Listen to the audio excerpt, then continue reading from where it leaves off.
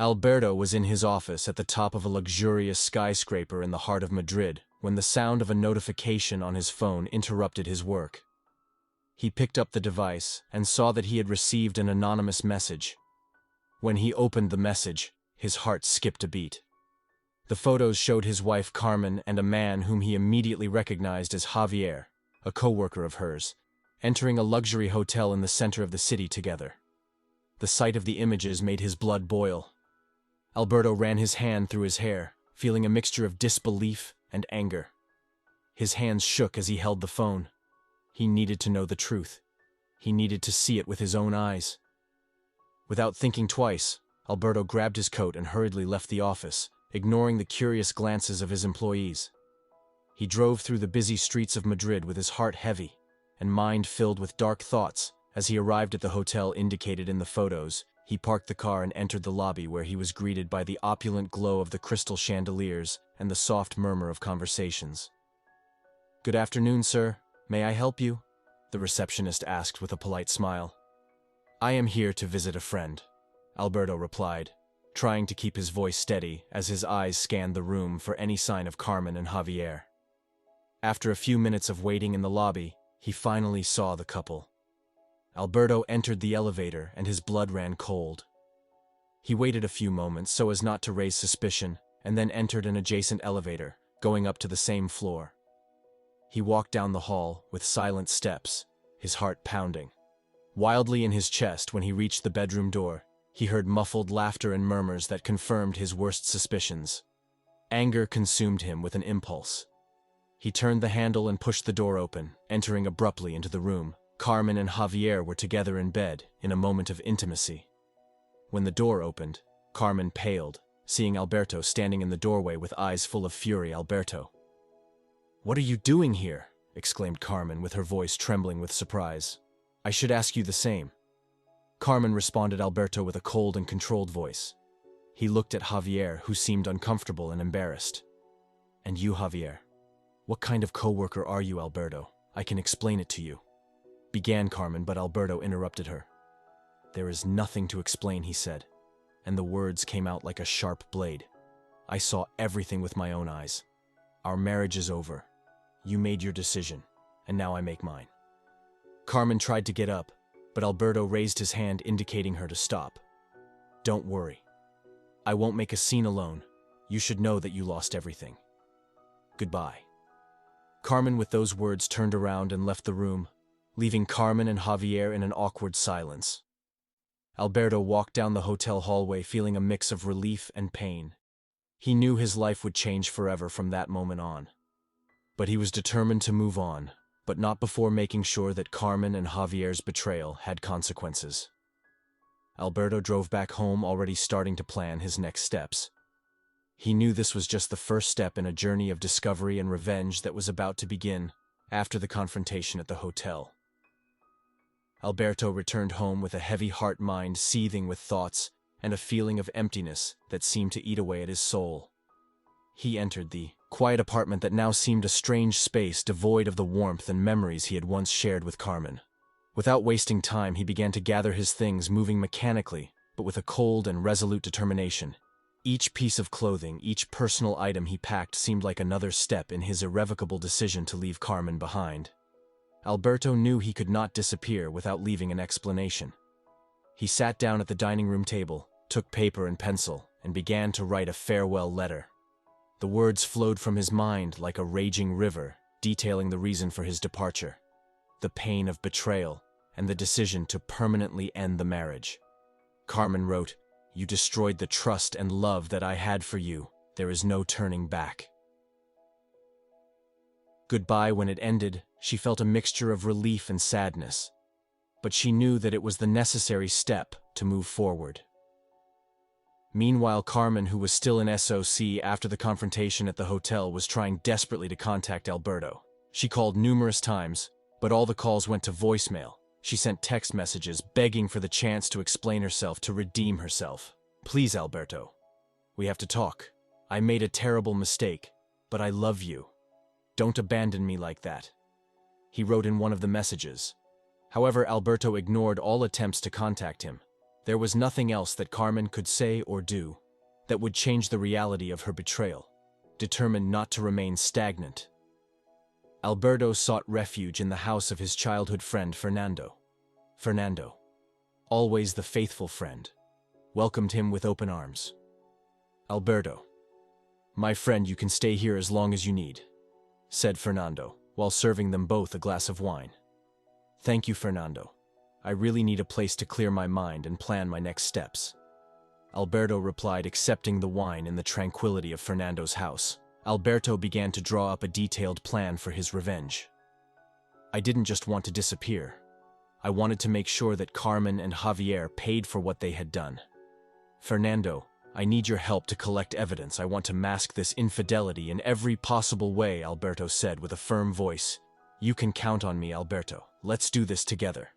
Fernando answered without hesitation. From that moment on, Alberto's days were filled with a new purpose. He and Fernando began to investigate the lives of Carmen and Javier, looking for some clue that they could use to unmask them. "Look at this, Fernando. Here are records of messages and compromising photographs. This will be enough to expose the whole truth," Alberto said, showing the evidence to his friend.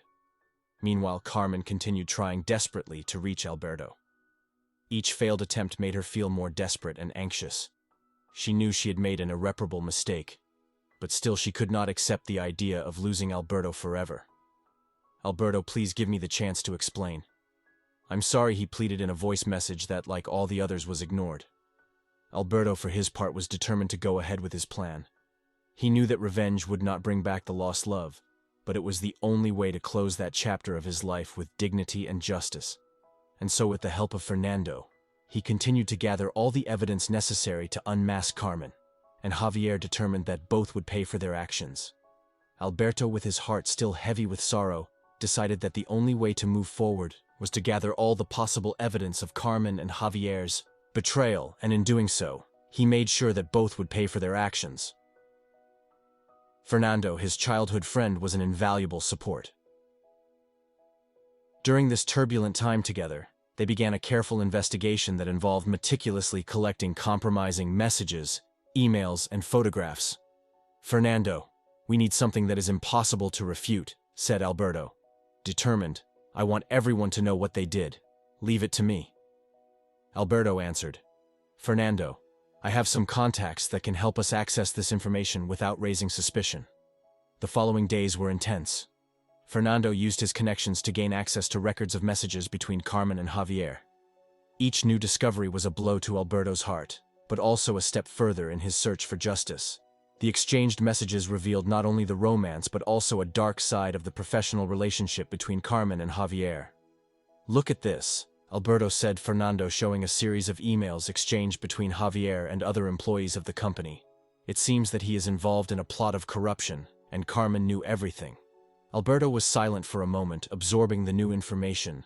That the betrayal of Carmen was painful enough, but discovering that she was also involved in illegal activities was even more devastating, however. This discovery also offered a unique opportunity to expose the whole truth. "Let's use this," he finally said.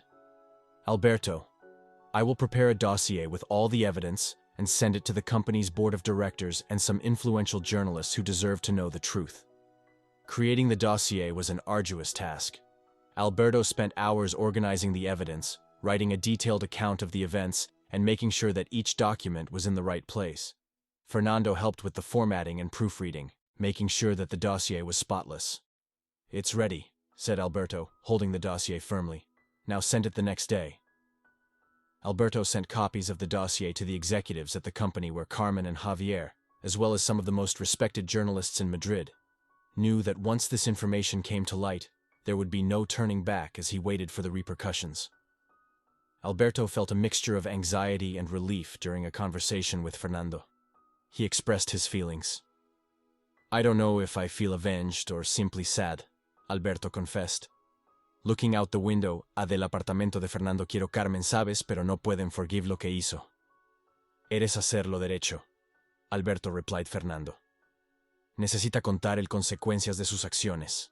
Y debe, se você são mover sin que llegar de esa peso." The following days were chaotic. The accusations caused a storm within the company.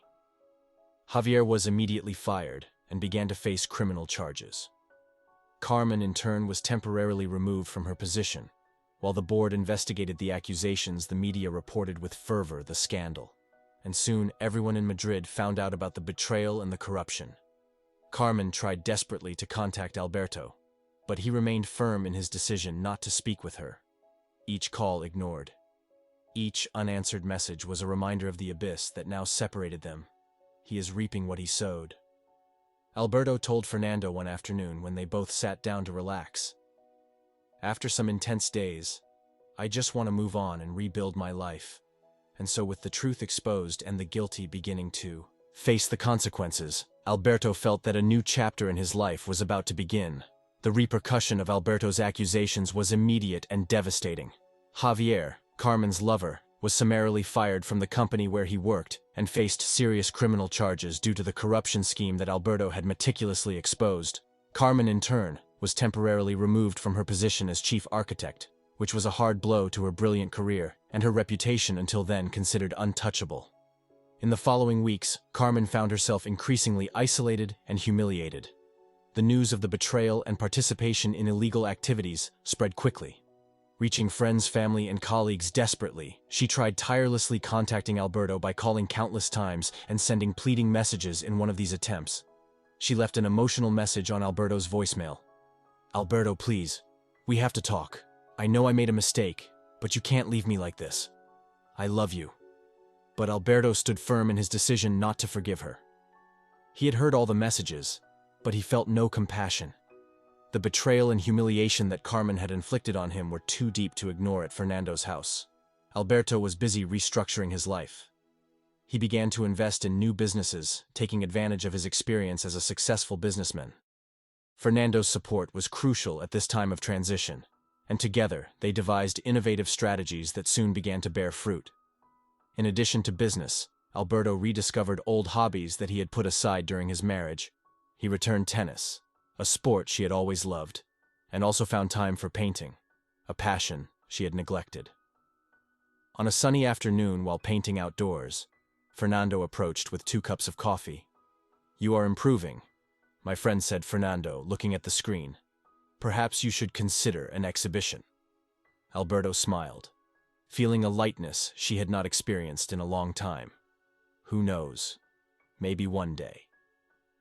Meanwhile, Carmen faced a brutal reality away from work, and with her reputation in ruins, she felt lost. During a cold morning, she decided to visit the old house she shared with Alberto, hoping to meet him and have the opportunity to talk, and perhaps ask for forgiveness. Face to face when she arrived, she saw that the house was empty, and that the furniture had been removed in a last act of desperation. Carmen looked for Alberto in the company office, but she was told that he had taken an extended leave without options, and with the weight of the consequences of his actions, he went to a nearby cafe while looking out the window. Lost in his thoughts, he heard a familiar voice. "You really were wrong." It wasn't Javier with a bitter expression. "Now, we are both in the mud thanks to your husband, Carmen." He sighed, feeling the weight of Javier's words. "He is no longer my husband," he murmured with teary eyes, "and I don't know what to do." Alberto in turn felt vindicated. Justice had been done, and he began to look towards the future with hope. In a quiet night, he and Fernando toasted for their new beginning. "To the future," said Fernando, raising his glass of wine. "Yes, to the future," answered Alberto, feeling an inner peace that he had not felt for a long time. Carmen isolated, and Ada needed to face the consequences of her actions and find the way back to dignity. Alberto, on the other hand, had found a new purpose, a new life, and was determined to move on. Leaving behind the pain and betrayal, Carmen, without a job and with her reputation tarnished, faced a new hard and unforgiving reality. The life that she knew, full of luxuries and comforts, now seemed like a distant memory. Forced to leave the spacious house she shared with Alberto, she sought refuge in a modest apartment on the outskirts of Madrid. The place was small, with thin walls that let in the sounds of the neighbors, and the decoration was simple, almost Spartan. Carmen felt every day the weight of her decisions reflected in the cracks of the walls and in the oppressive silence of the lonely nights. Meanwhile, Javier, in the middle of a judicial process, lived in an even more desperate situation, trying to escape the consequences of his actions. He tried to flee the country, but the police were one step ahead. Javier was captured at the airport in handcuffs in front of a curious crowd and flashes of journalists. The headlines of the next morning's newspapers presented his image now associated with the corruption and betrayal. Javier's trial promised to be long and exhausting, and he knew that justice would not be lenient. Alberto instead flourished in his new stage of life. The pain of betrayal and the cloud of revenge that had accompanied him for so long began to dissipate, giving way to a stronger and more confident man at a business event. He met Sofia, a woman whose intelligence and kindness captivated him immediately. Sofia had a warm smile and a sharp mind, qualities that Alberto quickly came to admire. The two began to see each other frequently, first at quiet dinners and then on long walks through the historic streets of Madrid. One night, while they were walking through the Retiro Park, Sofia asked Alberto about his past. "You seem so resilient, Alberto. What brought you here?" she asked with a gentle look. Alberto sighed, feeling the familiar tension in his chest. "It's a long story, Sofia, but in short, I went through a very difficult time. I had to deal with a betrayal and a lot of pain, but it made me realize what really matters in life." Sofia took Alberto's hand, offering him silent support. "I'm here to listen to you when you want to talk," she said with a sincerity that deeply moved Alberto. As the days went by, the relationship between Alberto and Sofia deepened. He felt inspired to restructure his life by investing in new businesses and rediscovering old hobbies that he had put aside during his tumultuous marriage with Carmen. Little by little, he began to play the piano again, something that always brought him peace and joy. Sofia, in turn, encouraged him at every step, becoming a constant and positive presence in his life. Carmen, in her new apartment, she found herself increasingly isolated. The financial difficulties were a constant that forced her to make difficult decisions. She had to sell many of her belongings to pay the bills, and over time she learned to live with less. The pride that once defined her has been replaced by a bitter humility. She tried to find work, but her tarnished reputation made this task almost impossible. The doors that were always open to her were now closing. One by one day Carmen met an old friend, Teresa, in a cafe. Teresa, surprised to see Carmen in such a different situation, asked her, "Carmen, what happened to you? I always knew you as such a strong and successful woman." Carmen, with tears in her eyes, answered, "I made many mistakes, Teresa. I betrayed the trust of those who loved me most, and now I am paying the price. I only hope one day I can redeem myself." Teresa, moved by Carmen's sincerity, offered her a comforting hug. "We all make mistakes, Carmen. The important thing is to learn from them and move forward." Carmen knew that her path to redemption would be long and full of obstacles, but at that moment she felt a small ray of hope. Perhaps, with effort and true reflection, she could remake her life, even if it was in a completely different way than she imagined. Meanwhile, Alberto, together with Sofia, continued looking to the future with optimism, determined to leave the past behind and embrace the new life that he was building. During Javier's trial, the atmosphere in the courtroom was thick and heavy. The accusations against her were serious, and the evidence presented by Alberto and Fernando was irrefutable among those present. Carmen was visibly dejected, with a tired appearance and eyes full of worry. She knew that her destiny was intertwined with Javier's, and with each revelation, her future looked darker. The prosecutor, a middle-aged man with an imposing portrait, began to present new evidence.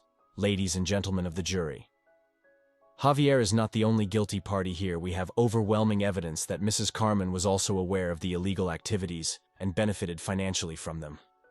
Carmen's eyes opened wide and she felt a chill run through her head. Alda looked around for some sign of support, but only found looks of disapproval and contempt. "That's a lie," Javier shouted. Getting up abruptly, she knew nothing. The judge hit hard on the order in the court.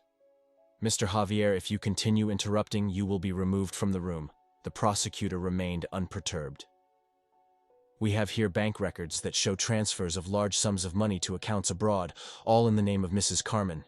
In addition, the messages exchanged between them reveal that she had full knowledge of the illicit operations and even suggested ways to hide the profits."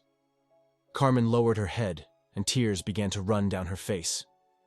She knew that denying it would be useless. The evidence was too much. Clara.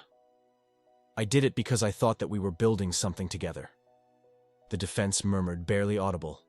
He tried to argue that Carmen had been manipulated by Javier, but the evidence was overwhelming after a long and tense trial was announced. The verdict: Javier was sentenced to a long prison term, while Carmen received a more lenient sentence, but lost all the benefits acquired illegally. When the judge announced the sentence, Alberto was present, watching from one of the last rows. He felt a strange mix of feelings: relief, justice, but also a pang of sadness.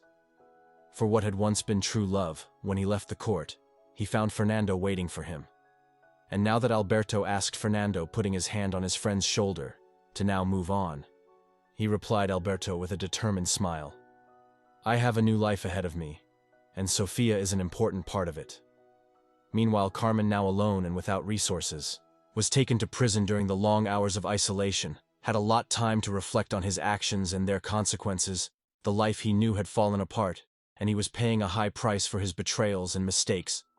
Outside, Alberto's life was flourishing. His business was thriving, and he was rediscovering the joy of simple things, like spending time with Sofia and exploring new hobbies. Sofia was a constant and comforting presence that brought light and happiness to his life. You deserve all the happiness in the world, Alberto said. Sofia taking his hand as they walked through the park. What you went through was not easy, but you came out stronger. Thank you, Sofia. It has been my safe haven, Alberto replied with a sincere smile. Carmen, in turn, had to start from scratch. After serving his sentence, he moved to a modest apartment and began to do odd jobs to support himself every day. He reflected on his decisions and the devastating consequences that Alberto and Carmen's journey ultimately brought them on completely different paths.